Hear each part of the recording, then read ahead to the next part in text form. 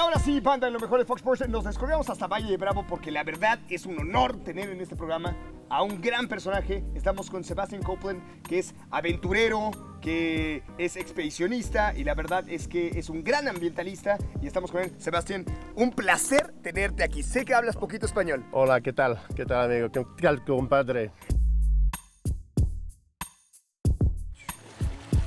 How did you get started in this adventure? Well, I think it's like everything else of that nature. You don't pick it. I think it picks you. You know, when I was about 12 years old, I was at a beach resort. I mean, a place in the south of France, actually in Corsica.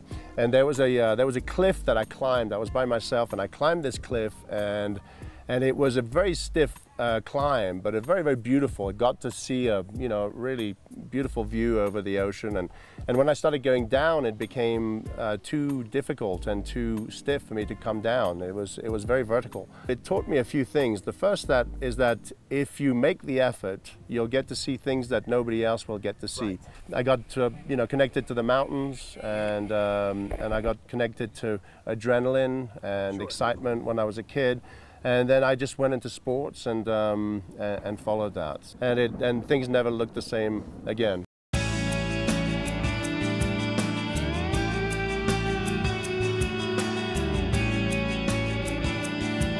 This adventure that we can see and Into the Cold, what motivates you to do this? I wanted to go to the North Pole since I was a child. And this was the 100-year anniversary. One of the reasons I wanted to go on the anniversary is to really point to the difference of how the North Pole was 100 years ago and how it is today. It's very clear that there won't be a bicentennial expedition to the North Pole, and that the children growing up today most likely will not be able to do the expeditions that I've done.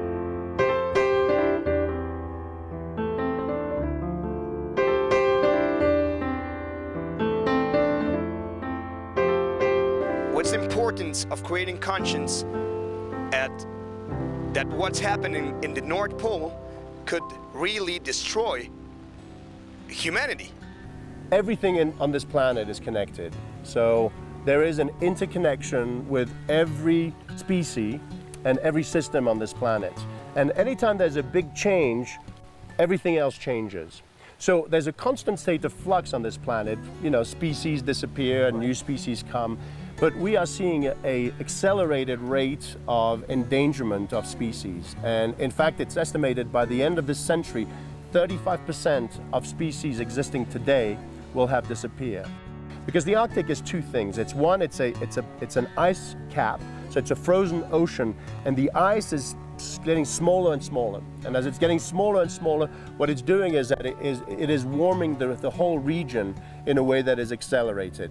The ice is a way of reflecting what's called the albedo effect. It's the sun comes in and reflects, and then the heat goes back into the atmosphere. Air temperature and the ocean temperature together are heating up. As this is heating up, the entire region is heating up. And as it's melting, it's releasing water into the ocean. That water is fresh, the ocean is salt, and that is affecting what's called the North Atlantic Drift or the Gulf Stream. Right. And the Gulf Stream is a conveyor belt that distributes both temperature, cold from the south, cold to the south, and warm to the north, and also it transports all kinds of biodiversities.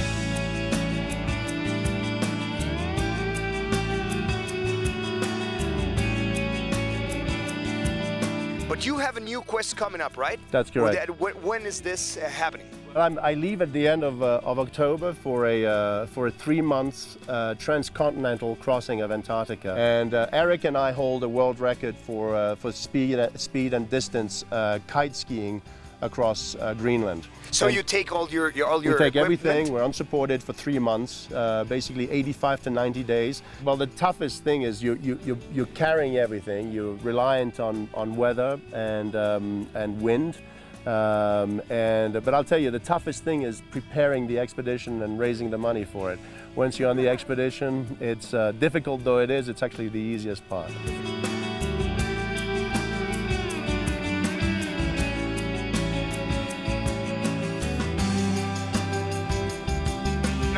to be here with you, and thanks a lot. We did it one more time. It started raining, and we beat the rain again. Okay, that's it. We did it. Yeah, we did it. We did it. Again, ahí está. Sebastian Copeland. Oigan, muchísimas gracias por ver esta entrevista en lo mejor de Fox Sports. Estábamos en esta cámara, perfecto. Sí, aquí.